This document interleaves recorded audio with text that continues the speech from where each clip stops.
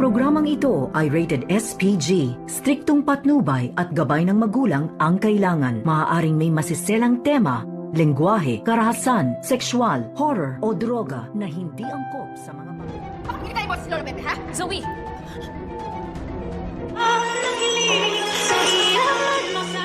Ngayong Sabado, narito na nga ang ating mga pagkaabangan. Tila napaparanoid na nga itong si Zoe habang nag-iisa. Dito naman, na tila may gumugulo sa isip dito ni Zoe at naririnig niya ang boses dito ni Don Pepe na tinatawag itong si Zoe. At tila namimilipit sa sakit itong si Zoe sa kanyang ulo na parang nababaliw na nga at hindi niya namalayan na itong si Annalyn pala ang dumating sa kanyang likuran. At dito nabigla itong si Zoe at biglang hinawakan itong si Annalyn at galit na galit itong si Zoe na sinabi dito kay Annalyn na kung bakit daw niya ginawa iyon na ginagaya daw ni Annalyn itong boses ni Don Pepe na tila tinatakot daw itong si Zoe. At dito naman nagtataka itong si Annalyn na kung bakit ganun na lamang ang reaksyon ni Zoe nang makita siya. At maya-maya nga sinabi ni Annalyn na nasasaktan siya dito sa hawak ni Zoe na tila nananakit na nga. At maya-maya nga biglang dumating itong si Giselle at inawat itong si Zoe na kung bakit sinasaktan niya di umano itong si Annalyn.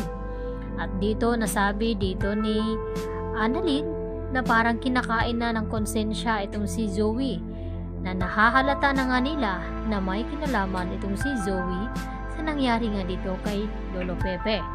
Dahil hindi naman ito na mapapraning kapag wala siyang ginawang masama dito. Hanggang siya na ang magsasabi dito kina RJ at Giselle na siya nga ang tumulak dito kay Don Pepe. Samantala, nagsigasigahan naman itong si Moira na dumating dito nga sa prayer meeting nila Giselle at RJ sa kanilang ama. At naaamoy pa nga ni Giselle na amoy alak nga itong si Moira. At nangako naman ito kay Zoe na wag daw gumawa ng gulo dito sa Apex dahil mas madagdagan pa ang mga akusasyon dito ni Giselle sa kanya. Lalo pa ngayon na hindi pa nagagawa ng paraan ni Moira na maabsuelto itong fingerprint dito ni Zoe na pinagawa nga dito ni Giselle.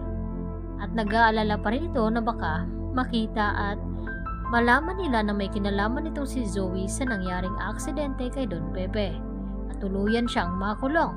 Kaya hindi na nga mapakali ngayon itong si Zoe na pati itong kaibigan niyang si Joy ay nadadamay na sa init ng ulo ni Zoe. Samantala, paepal din naman itong si Michael at palihim na nakikinig dito kay na RJ at Lynette na nag-uusap na pinayuhan at pinagaan ni Lynette ang loob ni RJ na magiging okay ang lahat. At dito nga na kunwari na niyayakap daw ni Lynette itong si RJ. At tila naiinggit itong si Michael kaya nagawa niyang tumawag dito kay Carlos na sinabi niya ang mga ganoon na nakayakap daw itong si Lynette kay RJ. At galit na galit naman itong si Carlos. At walang kaalam-alam itong si Michael na habang kausap niya itong si Carlos ay naririnig siya ng kanyang fiancé na si Doktora Evangelista. At nagtataka ito na kung bakit sinusumbong di umano ni Michael itong sina RJ at Lynette dito kay Carlos. Ano nga ba ang motibo dito ni Michael? Gusto niya bang sirain itong si RJ dito kay Carlos at ganun din itong si Lynette upang masaktan ni Carlos itong si Lynette? Kaya hindi nga nila inaasahan na ganun pala ang ugali dito ni Michael.